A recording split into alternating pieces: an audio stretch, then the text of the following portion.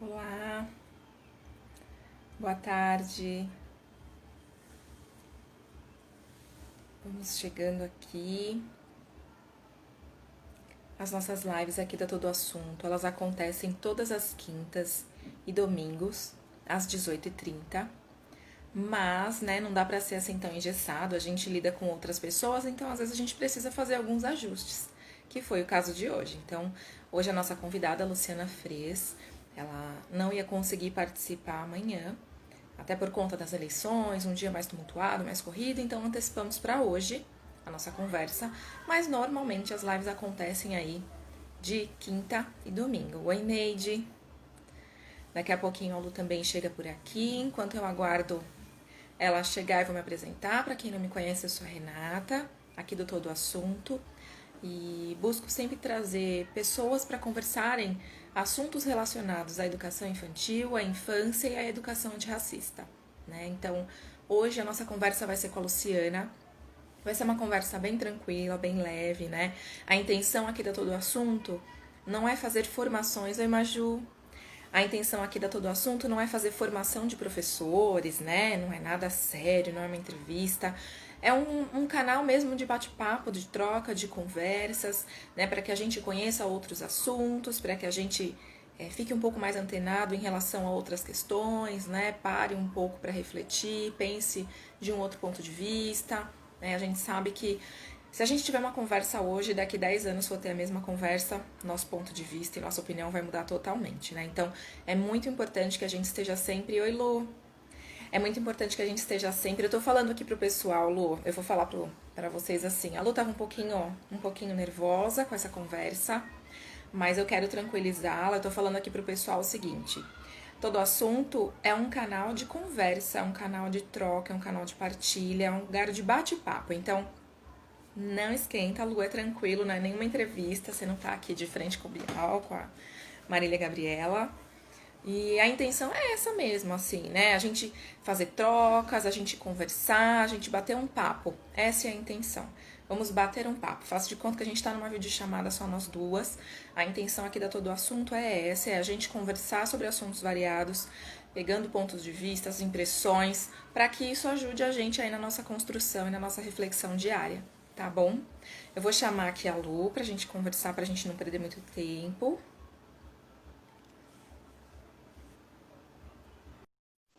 Ai, que saudades.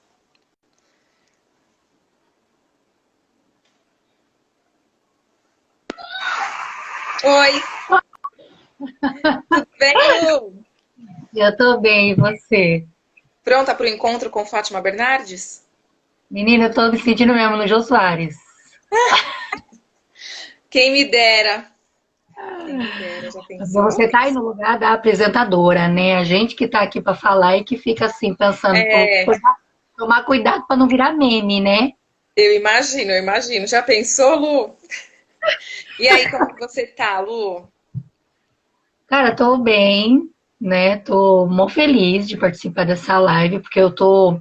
Te falei lá no começo, quando você pensou nesse canal, eu falei, meu, vai bombar. Porque é um espaço, eu estava ouvindo você falar agora, né?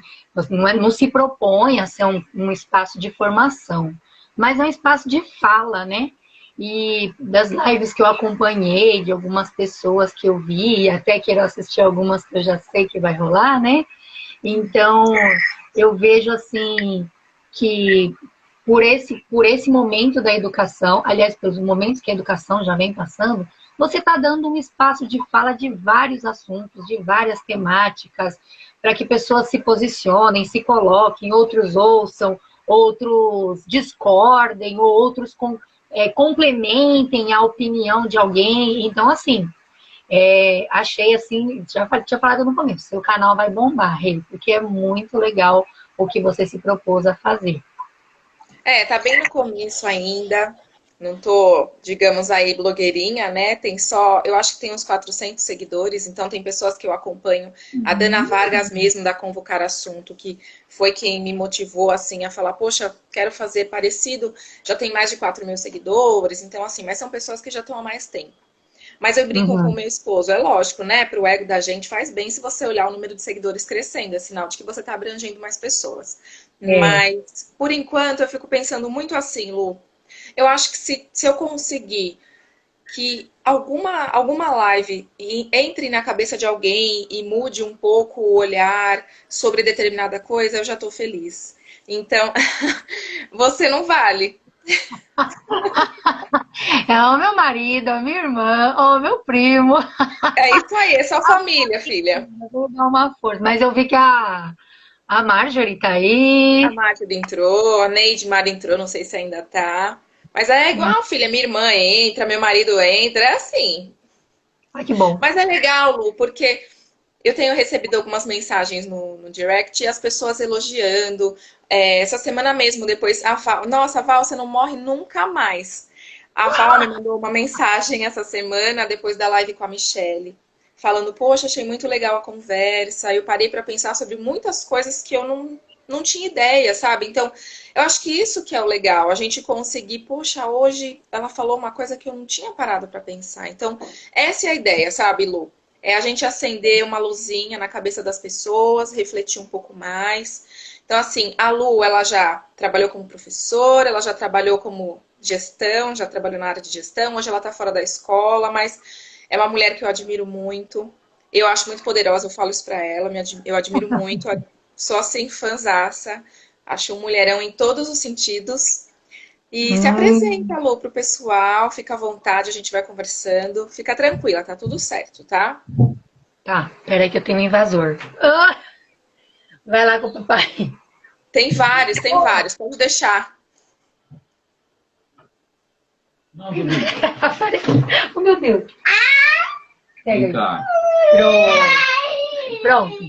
Deixa ele, Lu. Se ele quiser ficar aí com você, ele fica, não Não, tem tá. problema. Ele tava comendo lá com o pai dele, assistindo TV. Perdi até o fio da Se meada. apresenta. Vou me apresentar. Eu trabalhei com a Rê lá no Sei Tomé, a gente era professora, né? Apesar que quando você entrou eu já estava na Quando eu entrei, gestão, você né, estava na Rê? gestão. É.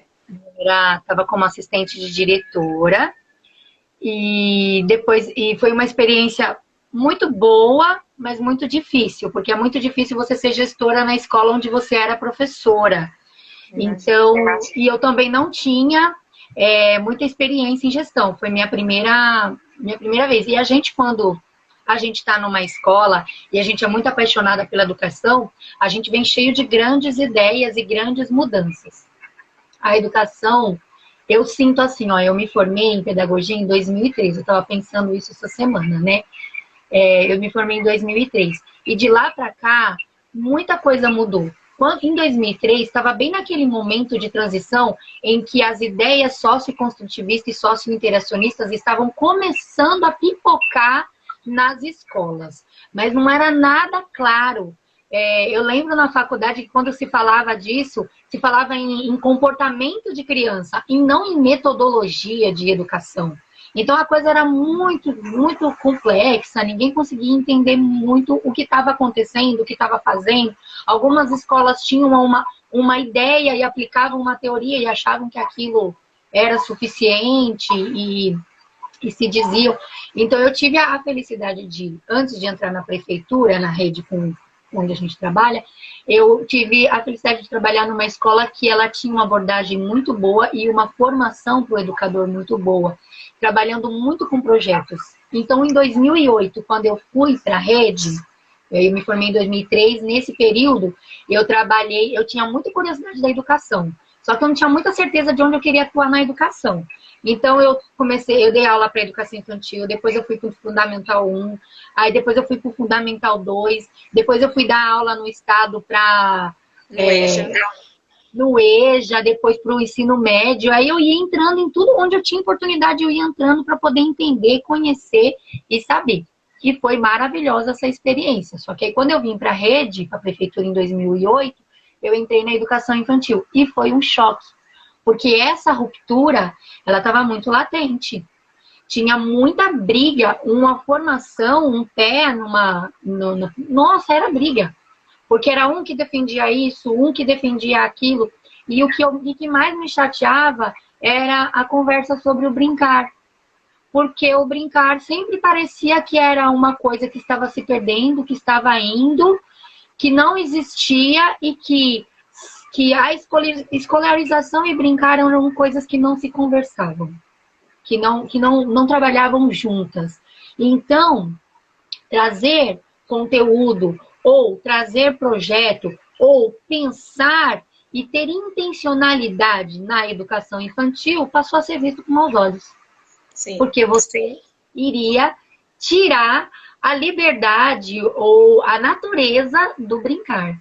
Então, né, nessa época, e quando foi em 2012 que eu fui, 2013 que eu fui trabalhar lá no CEI onde a gente trabalhava, eu via isso, essa discussão, essa briga muito forte, né? Em 2013 eu fiquei uns 8 anos como professora na rede, mas antes eu comecei um pouco cedo, eu me formei com 22, mas com 14 eu já dava aula em casa, com 18 eu já dava aula em escola de educação infantil, e com 23, 24 eu estava aí dando aula no EJA, no estado, dava aula o dia inteiro. Aí 10 anos na prefeitura, eu tô com quase 40 agora, então fiquei bastante tempo. Depois desse tempo lá na gestão, né, Rê? Aí eu tive o meu segundo filho, o Dudu, e voltei para a sala de aula. O que foi muito interessante, porque voltar para a sala de aula, depois de uma experiência na gestão, eu sempre falava isso para você, né? Eu acho que é uma coisa que todo mundo devia passar, porque a gente vê tudo com outros olhos, né? As nossas militâncias já são diferentes depois que a gente está lá, né? E que a gente tem que trabalhar com a vontade coletiva e não apenas com a nossa ideologia, entendeu? Então foi Isso que você está complicado. falando, Lu, eu fico pensando duas coisas que você falou que eu pensei aqui, né? Sobre essa questão da infância e do brincar, né? E aí eu lembrei de uma live que eu vi com a Maria Carmen Barbosa, dela falando até sobre a nomenclatura, que é uma coisa que eu nunca tinha parado para pensar, que é educação infantil e ensino fundamental. Não é ensino infantil, não é educação fundamental. Parece uma bobeira, mas essa ruptura, ela já está até na própria nomenclatura. Então, assim, parece que se você saiu da educação infantil e foi para o fundamental, mesmo o fundamental começando com 6 anos, que ainda é infância, não é mais educação, é ensino, né? Então, as crianças, elas têm podado essa coisa do brincar nelas, quando elas vão para o fundamental. Tem algumas escolas que ainda tem, né, algumas questões, mas o que a gente ouve muito, e até você comentou também, que quando o seu filho foi para o fundamental, você sentiu muito, foi essa ruptura do brincar, nessa transição do infantil para o fundamental, né? E isso que você está falando da sua experiência como gestão, onde você foi professora, gestão, voltou para a sala de aula. Eu diria que para quem ficou na gestão é muito mais forte. Para mim, por exemplo, que nunca atuei na área de gestão, que sou nova na rede, que entrei em 2013, finalzinho de 2013, fiquei como módulo alguns meses e aí assumi minha primeira turma sozinha em 2014. Em 2015 cheguei no Sei Tomé. A minha visão já mudou muito de lá para cá só na sala de aula. Só nesse período de trabalho, nesse período de prática mesmo. Minha visão já foi mudando bastante. E eu imagino quando você está na gestão. Travou, Não. eu senti uma vantagem, né? Uma ampliação do meu olhar sobre a educação. Em todos esses lugares que eu acessei. Então, por exemplo, quando eu voltei para a sala de aula, já com 2 filhos, porque a maternidade ela muda demais a gente, enquanto educadora. Não adianta a gente falar que não, ela muda, o nosso olhar. Quando comecei lá no particular, antes de entrar na rede, eu não era mãe. E aí, eu tinha um jeito que eu acho engraçado, porque o ano passado eu fui na formatura do ensino médio dos meus alunos que eram do Jardim da Infância, né? Fui convidada para ir, aí você vê. E a fala que eles tinham para os pais, aí encontrei vários pais, né? E eles falavam, nossa, ele tem foto de você até hoje. Aí começou aquela coisa. E aí eles falaram assim, o que era mais engraçado é que o meu filho chegava em casa e ele falava que a professora dele tinha a idade dele. E era uma coisa muito engraçada de ouvir. Porque eles achavam que eu tinha a idade deles, embora fosse alta, e que eu morava na escola. Essa era a impressão que todos eles tinham de mim.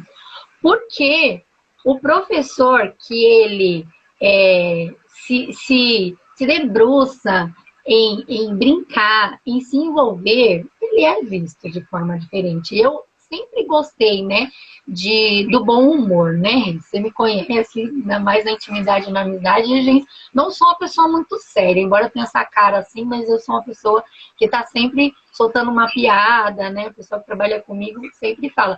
Então, eu acho que isso é muito legal, muito importante para a criança. E, e depois que eu virei mãe, eu tinha essa pegada, mas o meu olhar de cuidado, eu acho que despertou aquele negócio que a gente recebe quando a gente vira mãe ali na maternidade, sabe? É. Que é uma super proteção, vem um cuidado sobre a gente, que aí você fica assim, ai meu Deus, tudo você quer proteger, quer botar um EVA, quer cuidar ali para a criança não se bater, a criança pula, você, ai meu Jesus, já, aí a gente entra naquela piração mesmo, né? Então, quando eu voltei para a sala de aula depois da gestão, já estava mais pirada ainda, com outro olhar ainda, né?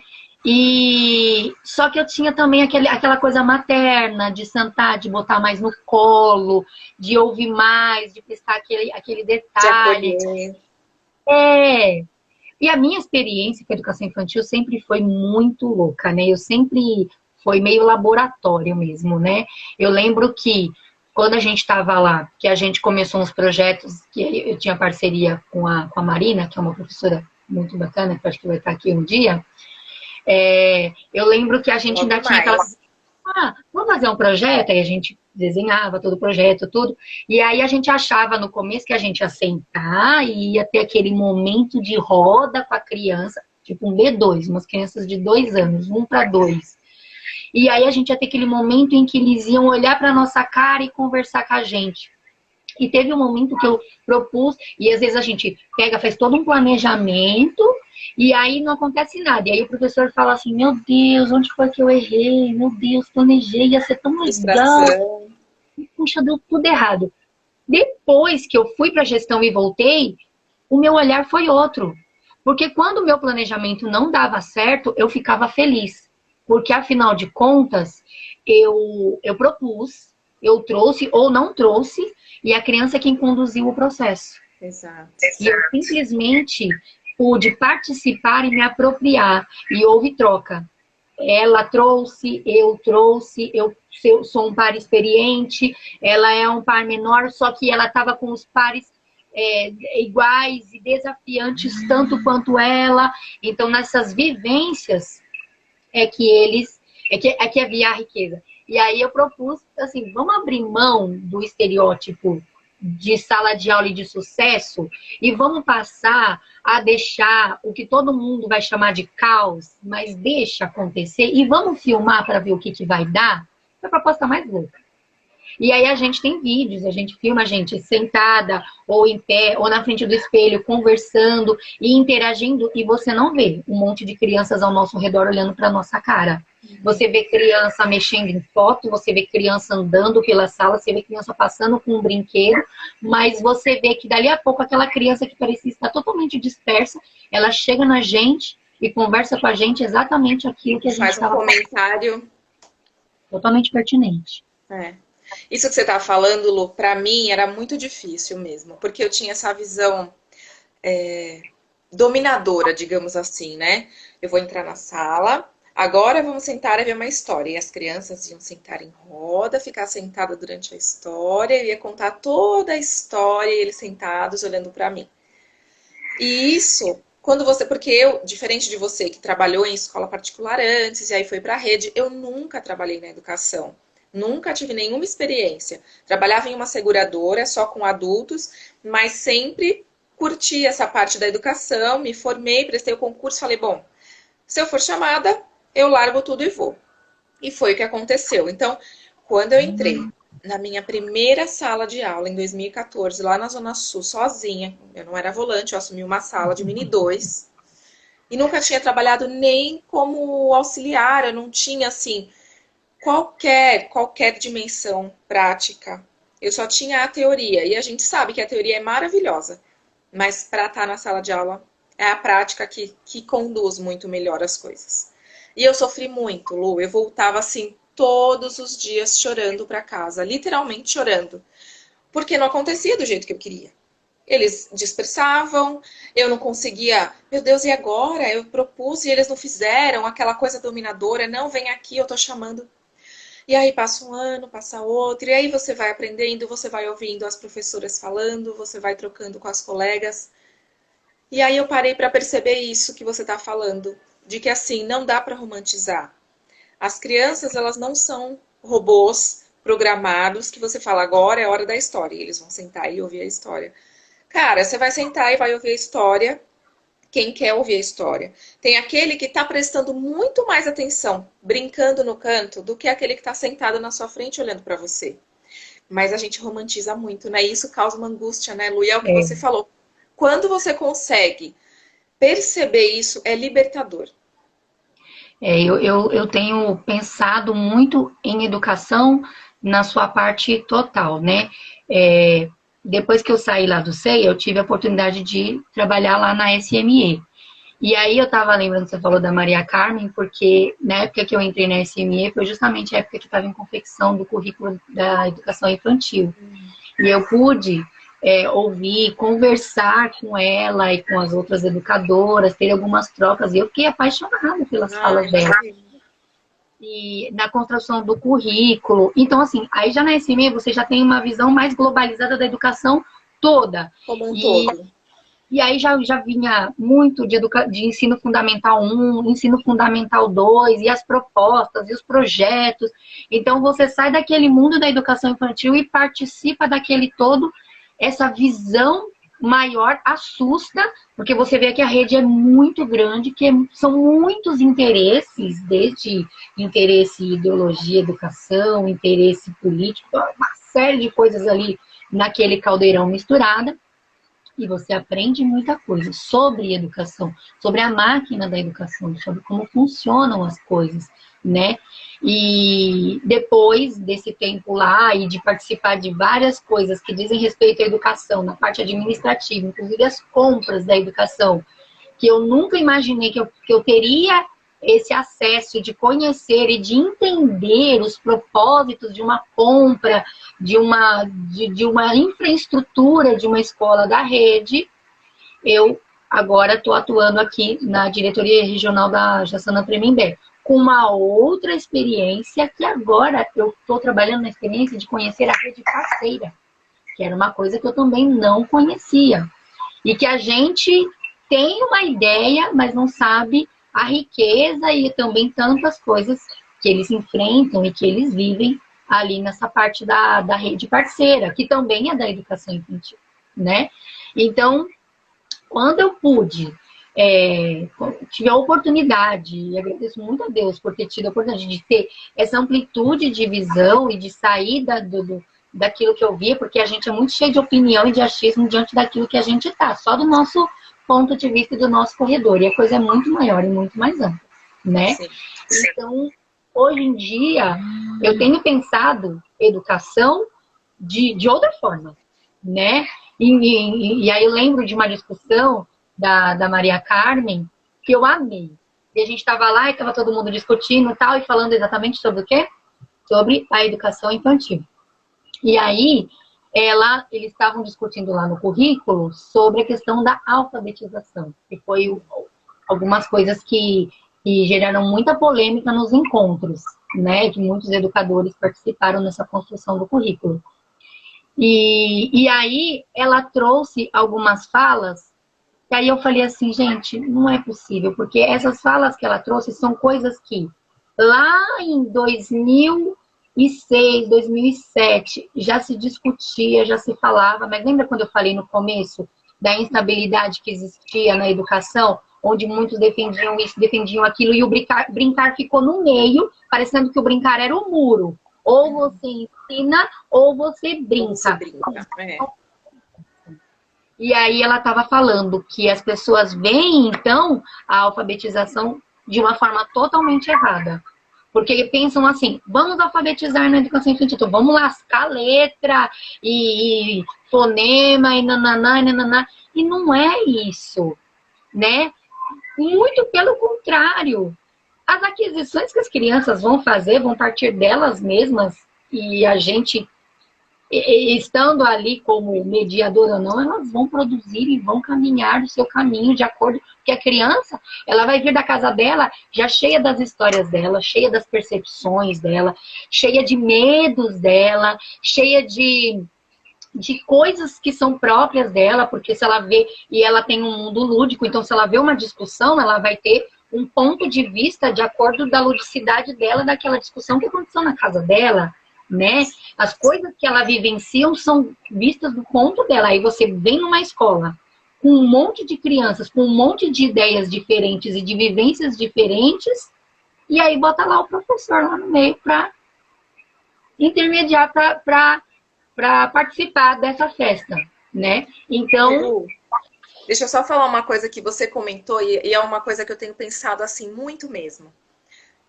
Até depois, se der tempo, a gente conversa um pouco a sua opinião. Eu não sei se você está por dentro da avaliação de contexto que está sendo divulgada agora.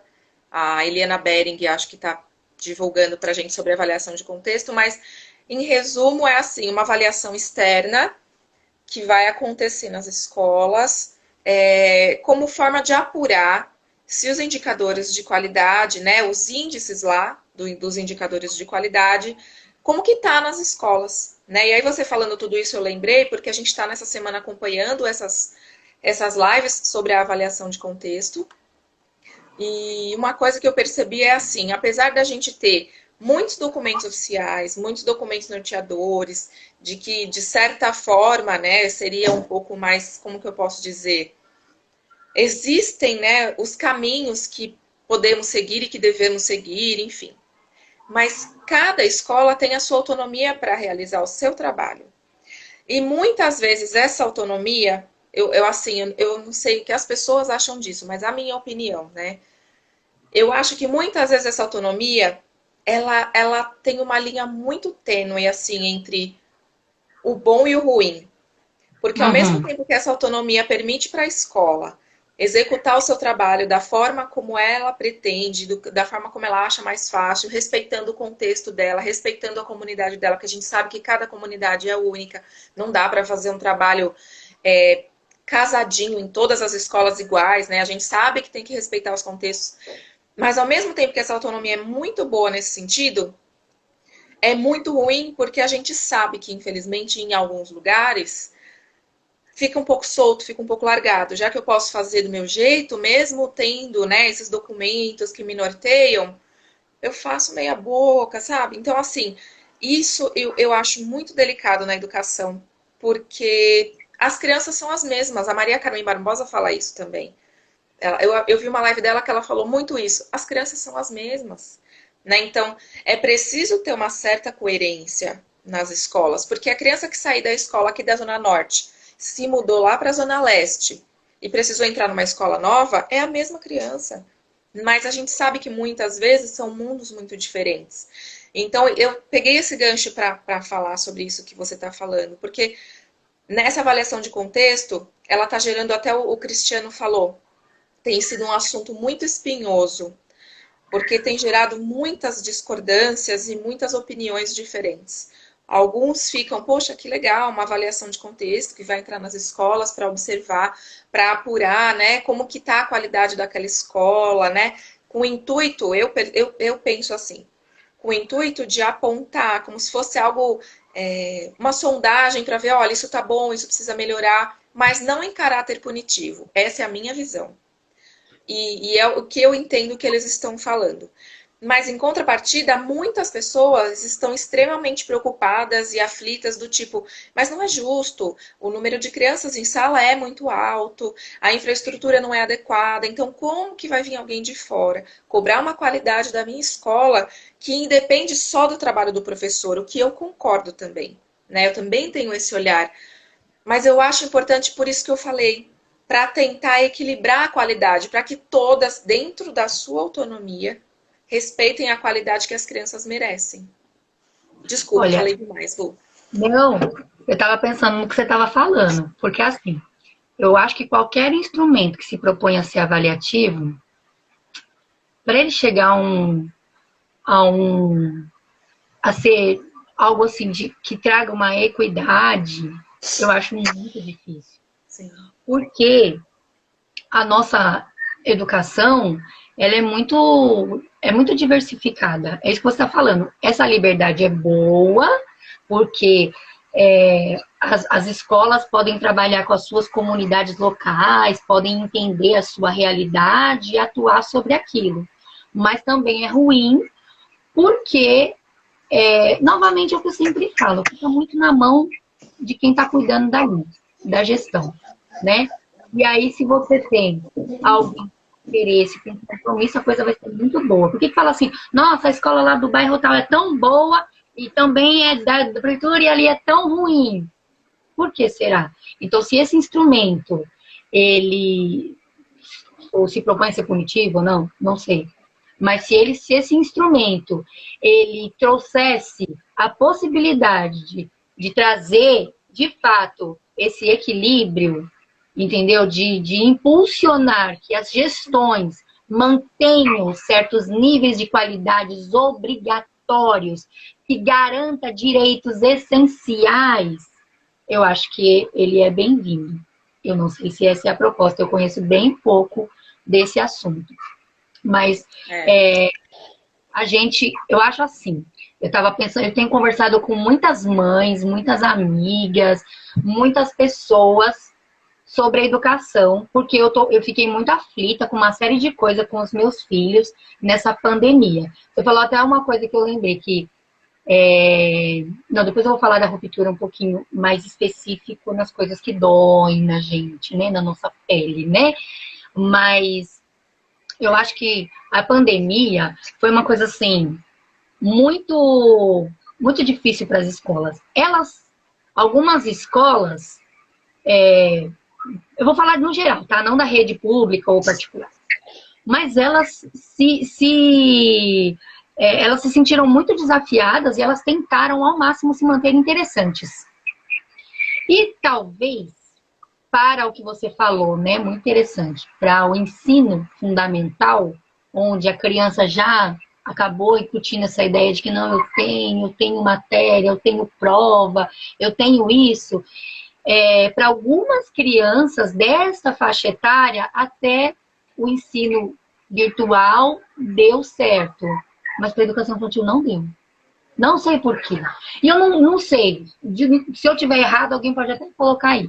Mas a maioria das pessoas que eu conversei que tem crianças pequenas, tipo, eu tenho uma criança pequena, e eu, por mais que eu botasse o computador ou o telefone na frente dele e ampliasse o espaço e botasse tudo ali, ele olhava para a professora ali naquela tela, daqui a pouco ele ia embora. E foi embora. E para ele não tinha o menor sentido aquilo. Né? Os educadores sofreram, as escolas sofreram, as crianças sofreram, e aí nós pais. O que a gente tentou fazer nessa pandemia? Aí a gente primeiro começou com aquele instinto protetor super. Porque se a criança maiorzinha perguntar assim, o que é o coronavírus, o que é isso? A gente já nem sabia muito bem o que responder pra gente mesmo, imagina para uma criança, em que linguagem que a gente responderia para essa criança. E aí a gente super protegeu, a gente brincou, a gente sentou, e todo mundo postou, ai, brincando, redescobri meu filho. Nossa, que coisa. Foi uma enxurrada no Insta de gente postando foto brincando com o filho. Parece até que nunca tinha feito isso na vida. E aí foi uma coisa maravilhosa. Depois vieram o peso das demandas, o tempo foi passando, passou 1 mês, 2 meses, 3 meses, o trabalho, gente que perdeu o trabalho, e horas a fio e não sei o quê, e as crianças começaram a se sentir perdidas naquele meio. Nossa, eu conversei com muita gente e falou assim, ai, meu filho tá com um comportamento diferente, tá com um comportamento estranho. Às vezes eu pego ele muito ansioso, às vezes eu chego até a pegar ele meio depressivo, meio cansado, meio triste. Crianças engordaram, crianças passaram a ver vídeos de que não viam. Tudo mudou, a gente se desestruturou, a escola ficou tentando, e aí eu fiquei pensando, gente, a escola se matando para chamar a atenção da criança, e as crianças pegam um celular, rapidinho aquele celular, aquele conteúdo chama a atenção dela e ela fica ali presa por horas, se deixar naquele conteúdo. Como eles são especialistas em prender a atenção das crianças. E por que a escola se perdeu nesse meio? Por que, que ela não conseguiu? Por que exigiu dos pais, você tem que trazer seu filho, botar ele ali, ficar ali com ele para ele poder assistir a aula, para poder ficar com a gente, sendo que na escola isso não existia, né? Dificilmente alguém chamava um pai para falar, seu filho tem que gostar de vir aqui, de estar aqui, né? Foi uma enxurrada de sensações, de sentimentos, de vivências que a gente não sabia o que fazer. E eu acho que isso foi um soco na boca do estômago da escola conteudista. Sim. Entendeu? A escola é muito mais do que o conteúdo. Hoje em dia, a criança acessa o conteúdo onde ela quiser. Ela acessa conteúdos em inglês, em japonês, em mandarim. Hoje em dia, ela acessa culturas, ela assiste curiosidades. Agora mesmo vocês estavam vendo um vídeo lá falando sobre os dinossauros e como quem começou. Assim, o professor não estava ensinando sobre dinossauros para meus filhos, entendeu? E eles acabaram de acessar isso ali no YouTube. Então, assim, a escola conteudista, ela ficou mal das pernas. Porque a escola é a criança. A alma da escola. As escolas são tristes, os espaços estão vazios, não tem gritaria, não tem risada, não tem choro, não tem marca de dedo na parede, não tem cheiro de pum, não tem nada, entendeu? Porque perdeu a vida. E a gente está tendo o privilégio de ter de casa, mas ao mesmo tempo a gente está com um monte de coisas que também estão nos massacrando, um monte de outras demandas e coisas, né? A gente até brinca, né? A mulher que fica ali naquele limbo, a gente já conversou sobre isso, né, Rede? De ser profissional, de ser. A gente também tá pensando, a gente também quer ser muito tudo, né? A gente também quer ser bonita, quer ser melhor professora, melhor profissional, melhor mãe, melhor. Se cobra demais, né? A gente quer ser top em tudo, né? Não tá A minha dando. psicóloga fala isso, que a gente tá com a síndrome da mãe suficientemente boa. Ela fala muito do Winnicott. Então, é muito isso, Lu, que você falou, né? E eu acho que para a educação infantil foi muito desafiador também nesse sentido, porque a educação infantil ela é pautada na interação, no Pois é. brincar. Então a criança aprende interagindo, a criança aprende brincando, a criança conhece os números brincando, a criança aprende as cores brincando, conversando com um amigo, vendo a cor da roupa do amigo. Então, as aprendizagens são pautadas na interação e no brincar.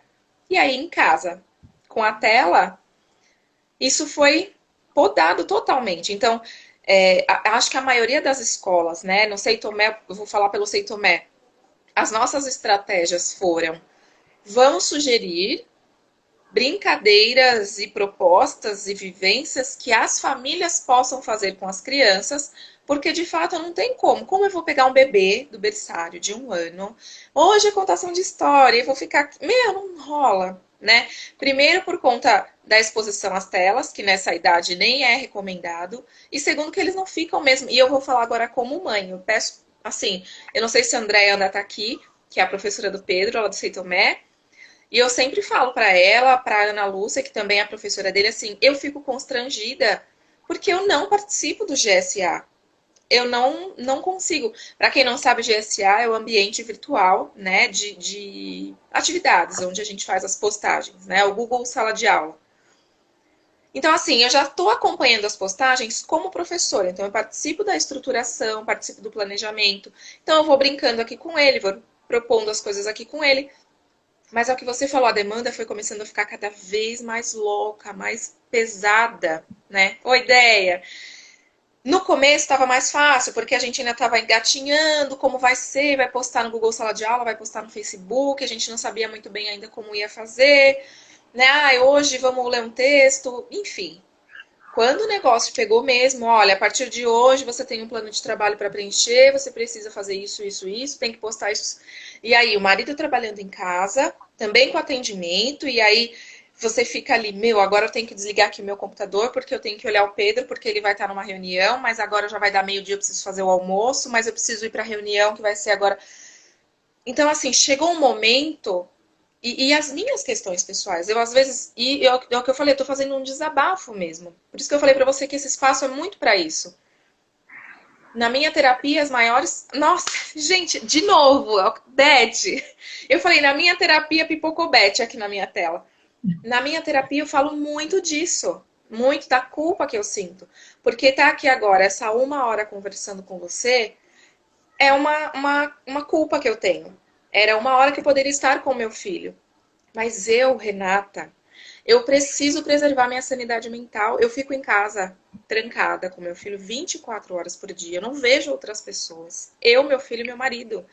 E isso aqui para mim tem sido um refúgio, tem sido um momento de prazer, um momento de aprendizado, um momento de superação, porque eu estava conversando hoje com a Nádia, não sei se ela ainda está aqui, mas há alguns anos atrás eu não me imaginava fazendo isso, falando com uma pessoa e outras assistindo. Eu era extremamente tímida. Então, para mim, tem sido muito, muito bom, como pessoa, como mulher, como profissional. Mas a culpa vem. Poxa, toda quinta e todo domingo, hoje no sábado que a gente antecipou, eu tiro 1 hora para fazer essas lives, que era 1 hora que eu poderia estar com meu filho. A culpa vem. Mas eu preciso, eu também preciso, né? Até as meninas essa semana fizeram postagem sobre saúde mental. Isso é imprescindível. Gente, a gente não é uma coisa só, É. entendeu? A gente pensa que a gente é só mãe.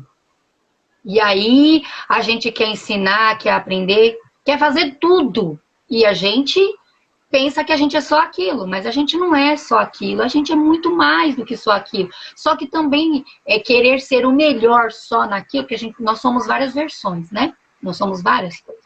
E a gente nunca vai ser conseguir ser o top em todas essas versões. A gente conversa, você começa a conversar com uma amiga, daqui a pouco você vê que ela tá chorando, porque, ai, eu não dou conta, ai, não sei o quê. Aí você conversa com... E eu sempre falo assim, tem uma frase que eu falo brincando, se você dorme chorando, você é uma boa mãe. Já te falei isso, né? Porque toda boa mãe que se preze, vai lá, pontua com o filho, briga, põe de castigo, proíbe o celular, deita na cama e chora.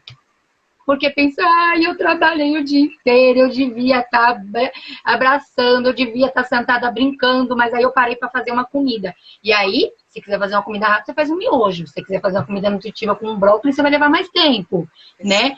E tantas coisas. Nessa pandemia, quando eu falei aquilo que a gente se propôs, por que eu acho que não deu certo? Porque a gente é para experiente para criança.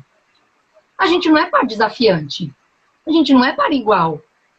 Então, tudo que a criança vê, ela vai olhar, a gente não é desengonçado que nem ela, a gente não anda ainda assim com o nosso corpinho desengonçado, mas ele, quando olha o amiguinho dele também anda igual ele, desengonçadinho. A gente é um par muito experiente, imagina você viver com uma pessoa que sempre é superior a você, que sempre sabe tudo, que sabe mexer com a tesoura já, que pinta melhor que você, que sabe andar e não cai. Então, assim, deve ser muito frustrante para uma criança nessa pandemia viver o tempo todo com um par experiente.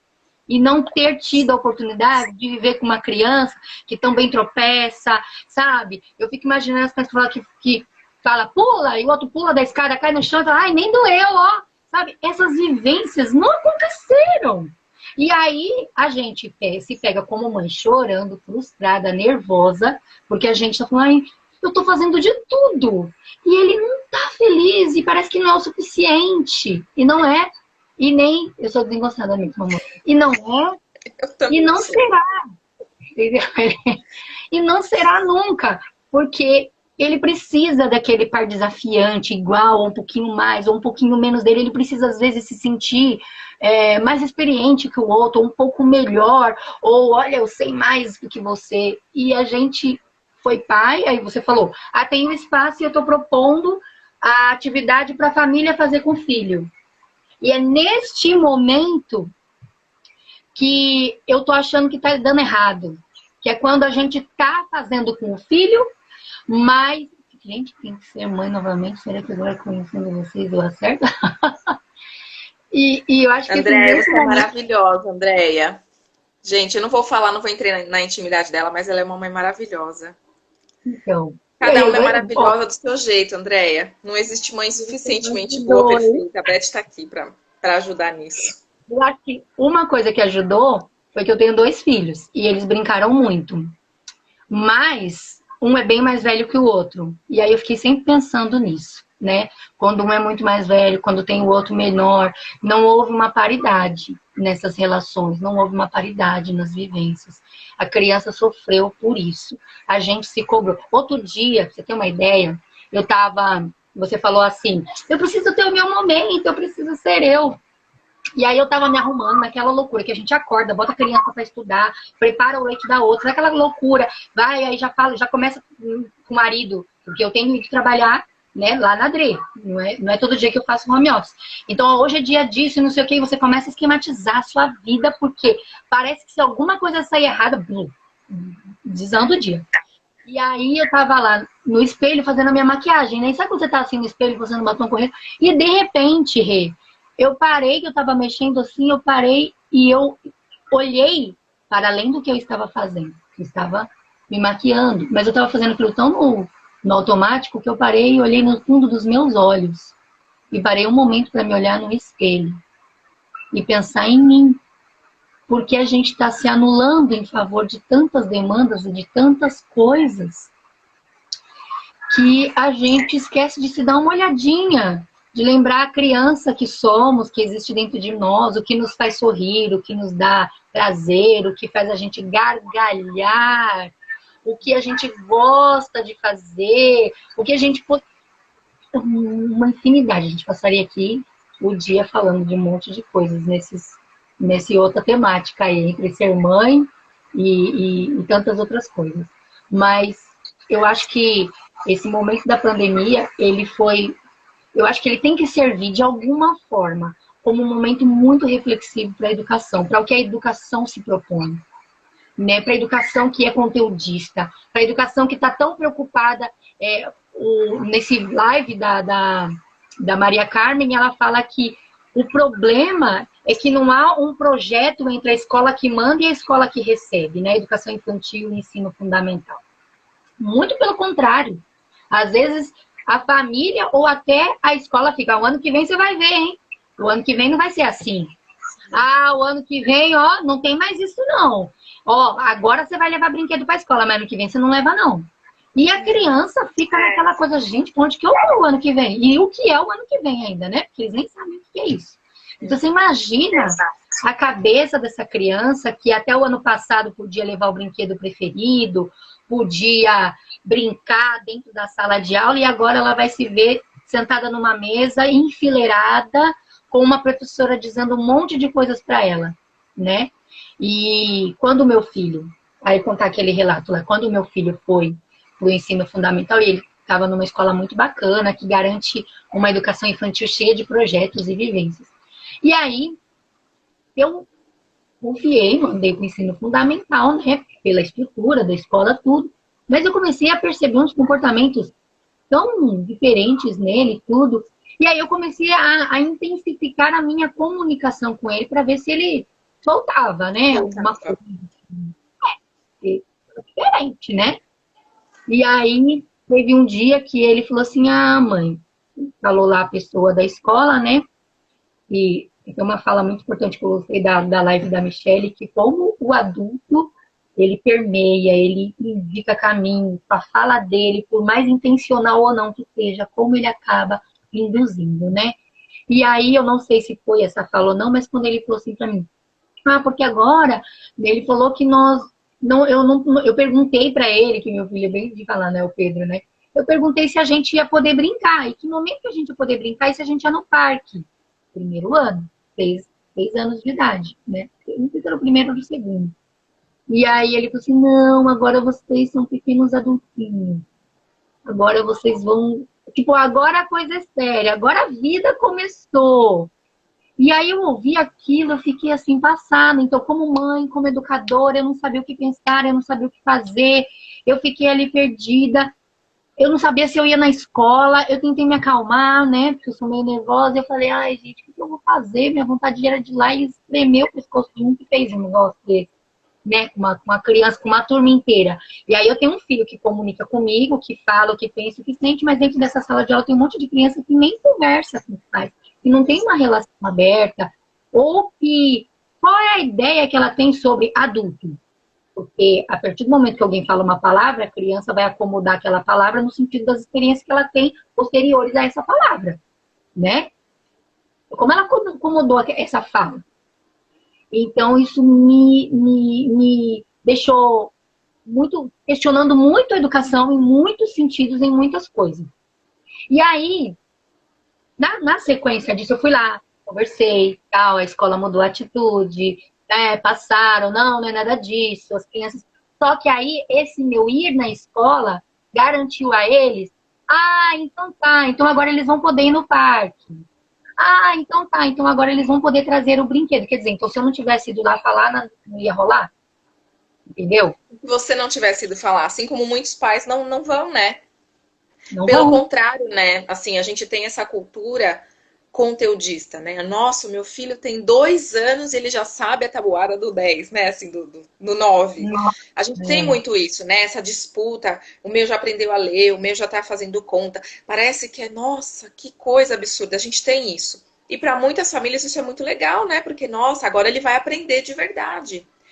E o quanto é importante que a gente consiga, de alguma forma, dizer para as pessoas o quanto a infância é importante, o quanto brincar é importante, o quanto ela aprende com isso que você falou, ela rolou a escada, ela caiu, ela vai aprender da próxima vez a velocidade, como ela põe o pé, o quanto ela aprende nessas brincadeiras, o quanto ela aprende na hora que ela vai subir no escorregador no parque, né? A força que ela tem que usar no braço para segurar, o jeito de sentar para escorregar. Quanto conhecimento, quanto aquisição. Aprendi muito a refletir com questionamentos do meu filho. E é muito isso, né, Lu? E é isso que a gente está falando sobre essa questão do brincar, do ensino fundamental. Eu estava lendo recentemente um livro da Maria Montessori, que eu, assim, adorei. Eu demorei muito para ler, porque eu ficava voltando muitas coisas. E só para retomar uma coisa que você estava falando sobre o desafio, né? Sobre o adulto não oferecer um desafio para a criança. A gente é tudo, né? Quanto você falou que deve ser frustrante para a criança conviver 24 horas com o adulto. E ela fala muito isso nesse livro. Eu falei, não, eu preciso falar sobre o quanto a gente poda as crianças, né? O adulto, oi, Má. O adulto, ele é o detentor da verdade, ele é o ser absoluto, ele é o Deus, ele é o gigante, ele é o poderoso. E a criança é o, você não sabe de nada, você ainda não, né? O quanto a gente diminui a potencialidade da criança, o quanto a gente oprime a criança.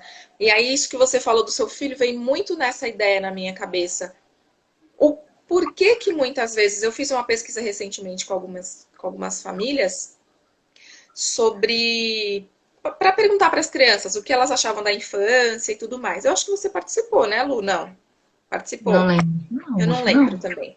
Mas enfim, a maioria diz que o que não gosta na infância é de ir para a escola. Por que será?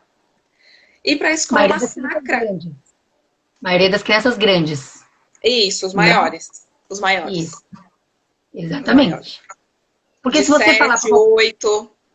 se você chegar para qualquer criança de qualquer idade, meu filho mais velho tem 10 e ele brinca. Se eu botar ali uma bacia no chuveiro com um monte de brinquedo, ele senta e ele brinca. Embora ele gosta de youtuber? Gosta. Ele gosta de jogar videogame? Gosta. Aí Mas fala, ele também brinca.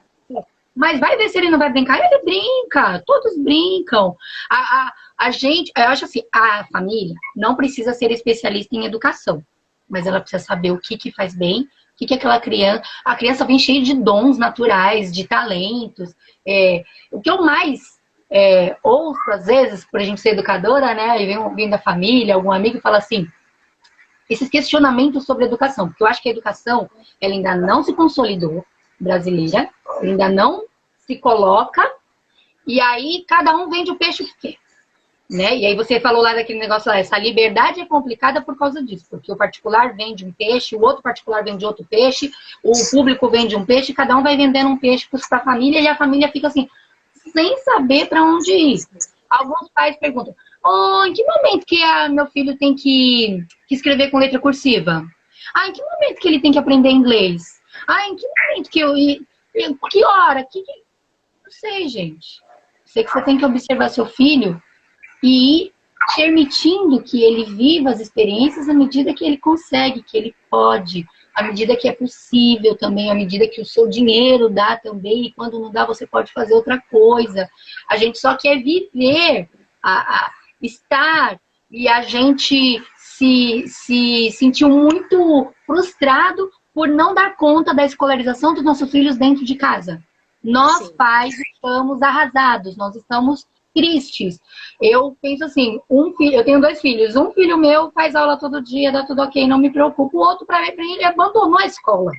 Ele abandonou o menor. Ele não quer saber de estudar, entendeu? E eu não tô cobrando, embora ele tenha 4 anos, eu não tô cobrando nada dele, entendeu? Porque se você perguntar para qualquer criança, o que você gosta de fazer? Ele vai falar o quê? Eu gosto de brincar. Eu gosto de brincar. Em qualquer idade, entendeu? Então, a gente virou o carrasco das crianças. Para você vai fazer aula, porque se você não fizer aula, você tem que fazer isso. Você, o professor passou nisso aqui lá, e tem que fazer letra cursiva. Eu acho um massacre pegar uma criança de 6 anos e achar que ela tem que escrever com a letra tal, que ela tem que já tá isso, já tá aquilo. Eu tô tendo a grata felicidade de ver o meu filho de 4 anos, e eu trabalho o dia inteiro. E aí, meu marido faz home office. E aí, quando eu chego, ou então ele me manda um vídeo, ou ele faz uma chamada de vídeo, um desenho que ele fez do Sonic. Ontem ele escreveu sozinho, e eu falo, gente, ninguém tá alfabetizando, mas ele tá acessando letras, porque as crianças acessam as letras o tempo que ela quiser. Numa dessas discussões que a gente teve lá no pé, e uma professora falou, por que projeto? Você falou um monte de coisa, eu falei assim, gente, a leitura e a escrita não é produto da escola. Emília Ferreira já dizia isso. A leitura e a escrita é produto da sociedade. Da sociedade. E a criança vai isso quando ela quiser, não quando você achar que ela tem que acessar. Sim. Ela vai passar, ela vai ver dentro da casa dela, ela vê a gente no WhatsApp escrevendo, ela pensa assim, ué, eu quero estar inclusa aí nesse meio aí, eu não quero ficar só mandando áudio para minha avó, eu quero escrever vovó, eu quero participar desse mundo aí que vocês participam, e ela faz um esforço para tentar participar daquela comunidade com qual ela está inserida. Sim. E é esse esforço que faz com que ela amplie as vivências e amplie e faça novas aquisições. Então é muito simples. A família aqui em casa virou carrasco, não está dando conta dessa escolarização, porque na verdade a família tem que se propor a um outro papel, né? E aí a criança fica frustrada, né? A criança fica no meio disso. Que criança que não está frustrada agora aqui na pandemia? Fala pra mim, conversa com qualquer amiga sua. Fala pra mim se os comportamentos... Tem uma psicóloga aqui conosco. Os comportamentos das crianças estão normais, ideais? Todas as nossas crianças, elas passaram bem essa pandemia? Que dirá os pais? Não tá, gente, não é normal, né? A gente tá se sentindo frustrada em uma série de coisas. E a gente não vê a hora de, quando... Parece que a gente tá mergulhado na água. E quando que a gente vai subir e tomar fôlego de novo? E as coisas vão, melhorar, né? É tudo isso, tudo confuso. E uma educação que agora tem que aproveitar essa pandemia para se rever. Numa dessas discussões, lá no setor onde eu tô, que é um setor administrativo, a gente trabalha com as escolas parceiras, nós tocamos nesse assunto da ruptura, porque eu tenho lá pessoas da educação infantil e tem pessoas do fundamental, então a gente aproveitou para fazer uma boa discussão. E aí eu e mais umas pessoas que somos da educação infantil. A psicóloga respondeu, a Beth. Não só as crianças, como os adolescentes também. Um comportamento, e os pais estão se sentindo culpados, achando que a culpa é deles, né? Desses comportamentos. Vamos relaxar, gente. Não vai dar, né? Então, nessas discussões aí a gente falou assim, dessa ruptura. E aí um falou assim, poxa, a gente da educação infantil, os profissionais estão se especializando, estudando, buscando tanto mostrar no caminho do brincar. Uma amiga minha escreveu aí, é brincando que se aprende. No caminho, ela disse no Fundamental 1 e 2, a Manu, no interior. Olha, eu acho que as crianças estão mais dependentes dos pais nessa pandemia. Se faziam sozinhas as coisas na escola, pedem tudo para os pais em casa. Verdade, porque a gente acaba podando a autonomia da criança por proteção. Não é? Não é, Rê? Então, aí nessa discussão, a gente falou que a gente da educação infantil, que é o Denis, que trabalha lá comigo, né? Falou, a gente está tentando e mostrando no brincar a forma de aprender, de descobrir, de tal e tal e tal. E aí uma amiga falou assim, nossa, mas eu vim do fundamental e lá era assim. Nós tínhamos parque, nós tínhamos uma biblioteca ampla. E aí ela começou a falar de tudo, que ela era professora disso, daquilo. Eu falei, gente, maravilha. Que lindo, que bom. É regra. Caindo naquilo que você falou. A liberdade que existe, o instrumento que vai avaliar ou que vai ajudar, ele pode trazer uma regra para que as escolas ainda continuem sendo espaços de brincar e aprender juntos? Porque não é regra. E aí recai sobre o colo de quem? Do gestor. Então fica a cargo da vontade do gestor ou dos pensamentos e ideais pedagógicos que ele tem, transformar os espaços e as aprendizagens e garantir o brincar enquanto se aprende. Sim. E aí é que eu acho injusto, que não é regra. Quisera que todas as escolas, inclusive eu falo da rede particular, quisera que todas as escolas tivessem a consciência que eles estão recebendo crianças e não pequenos adultos. Que eles estão recebendo gente que, se você perguntar, só quer brincar. E você tem professor na sala de aula, a possibilidade de brincar e brincar muito. Se o seu aluno te olhar e falar para os pais dele, meu professor tem a minha idade, gente, se sinta muito feliz. Porque isso quer dizer que você está ensinando brincando. Isso quer dizer que você entrou no mundo lúdico, imaginário, que você acessou aquela criança. Então, os conteúdos dela e os seus que vão se misturar, vão só enriquecer, potencializar, vão só aumentar, né? Então, eu fiquei triste com a conversa, porque tem escolas que já viram isso, mas é triste saber que isso vai depender da vontade do gestor. A gente até sabe que, nossa, ainda bem que eu mudei aqui uma configuração do Instagram, senão eu já tinha derrubado a gente, porque antes com 1 hora ele encerrava. E aí eu mudei a configuração, já passou 2 minutos e não derrubou a gente, então dá pra gente finalizar com calma.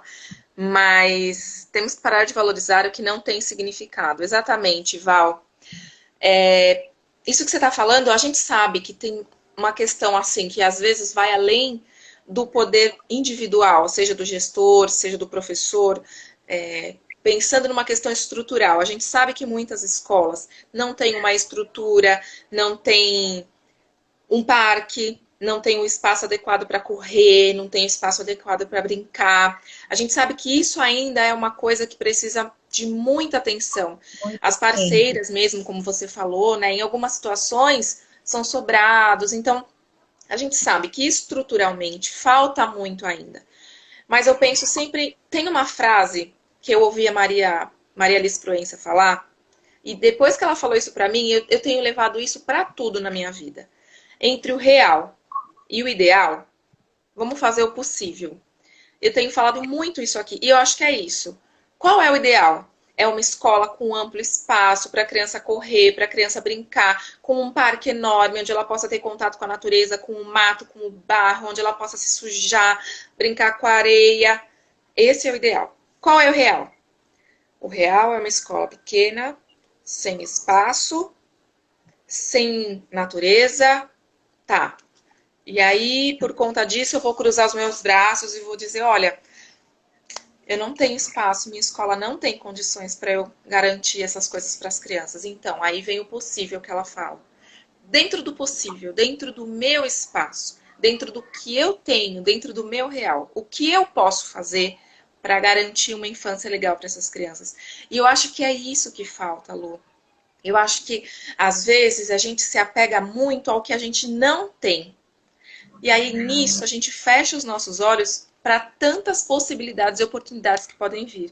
E eu não estou falando isso não defendendo que a quantidade de alunos é muito alta, a gente sabe que não dá para garantir a qualidade, às vezes falta funcionário, a estrutura é inadequada, falta objeto de higiene, falta objeto de limpeza, falta material, falta muita coisa.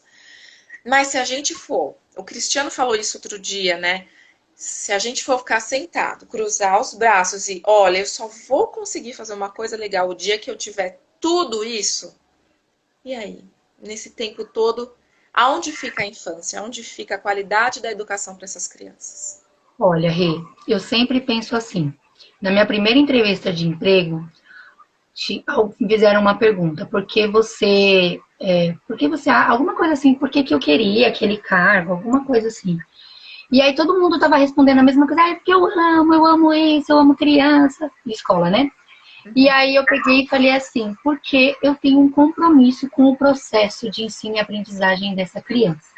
E o meu compromisso, ele não está pautado no que você falou, no que eu acho que eu preciso ter para desenvolver, né? Mas no possível. Eu já, como eu disse para você, eu sou muito feliz por todas as experiências que eu tive. Eu já trabalhei no estado, dentro de uma favela, à noite, uma comunidade que eu saía à noite e eu era muito bem acolhida e eu nunca tive problema nenhum. E, inclusive, ainda encontro alunos daquela época e sou muito feliz. Minha experiência é muito positiva, porque eu sempre tive compromisso e responsabilidade com o que eu estava fazendo. Eu sempre tratei todos os meus alunos com muito respeito e carinho. Então, nunca tive. Ah, eu saía 11 horas da noite, saía 11 horas da noite, nunca tive problema. Meus pais sabem disso, entendeu? Eu já trabalhei em escolas particulares com toda a estrutura que você pensar que tinha.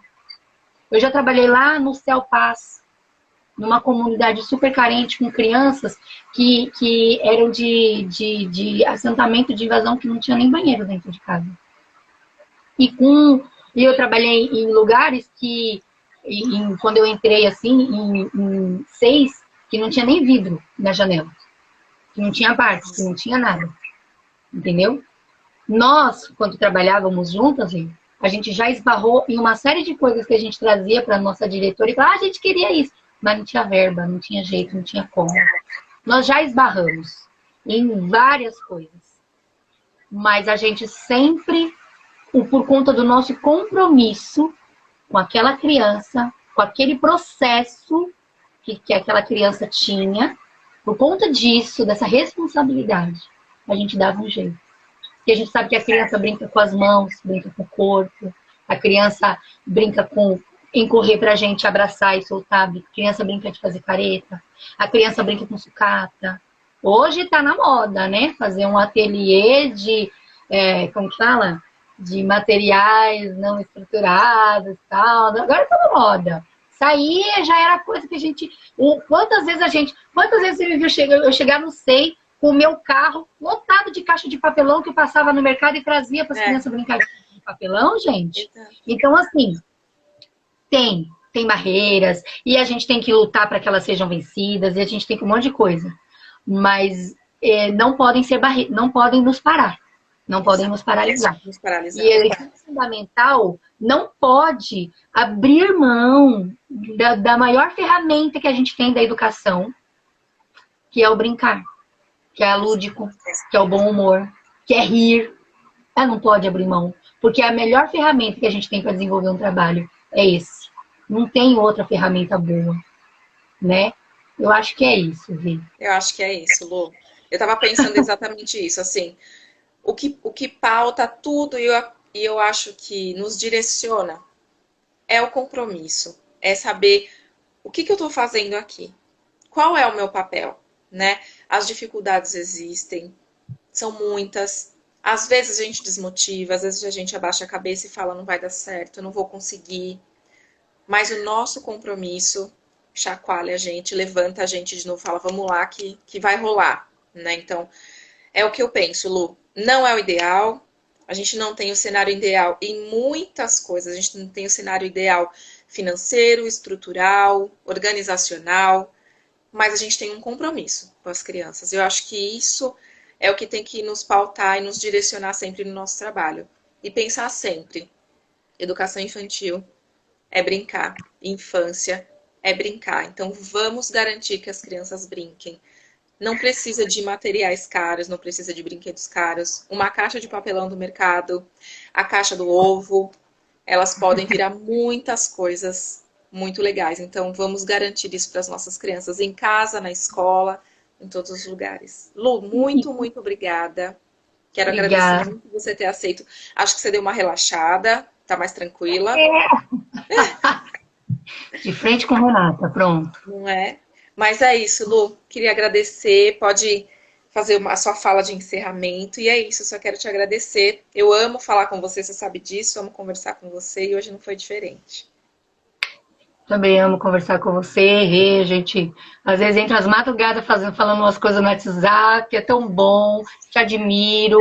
Eu tô super feliz que você tomou essa iniciativa desse canal. Você sabe que eu te incentivo muito, que eu te admiro, que eu sempre te dou muita força. Você precisa enxergar o poder que você tem. Com maior, tirar um pouco, né? Tá embaçado um pouco a sua lente. Você tem muito mais potência do que você imagina. Tá? Te admiro. Eu acho que o recado que a gente tem que deixar aqui para as famílias é usem, né, essa ferramenta do brincar, garantam que a qualquer nível, em qualquer escola que seus filhos estejam, eles estejam brincando e usando a brincadeira para crescer e aprender. Não se sintam pressionados por essa pandemia. Eu sou uma educadora e deixei meu filho de 4 anos aí, tá aprendendo praticamente aí sozinho. Às vezes a gente... Ontem uma amiga minha foi lá na Dre também, que é diretora de escola, ela falou, hoje eu falei, ninguém vai ficar fazendo aula, vamos todo mundo sair. A gente vai ter que fazer essas coisas de vez em quando, parar de obrigar os nossos filhos. Tem dia que não dá para fazer aula, tem dia que não dá.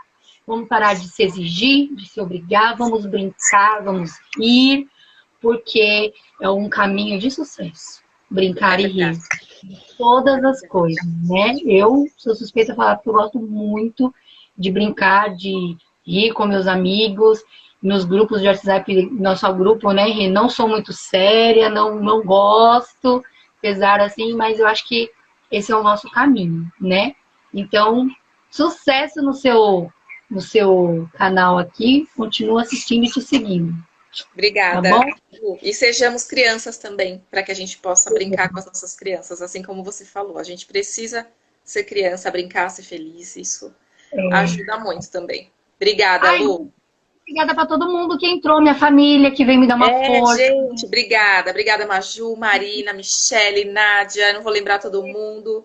Eu tô vendo uns nomes aqui, Pedrinho, que eu não conheço. Tô vendo Vilma Renata.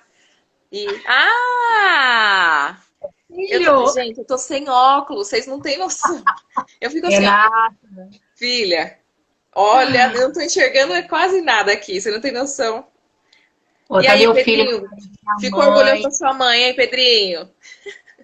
Nath, obrigada. Obrigada, gente, por vocês terem ficado aqui com a gente.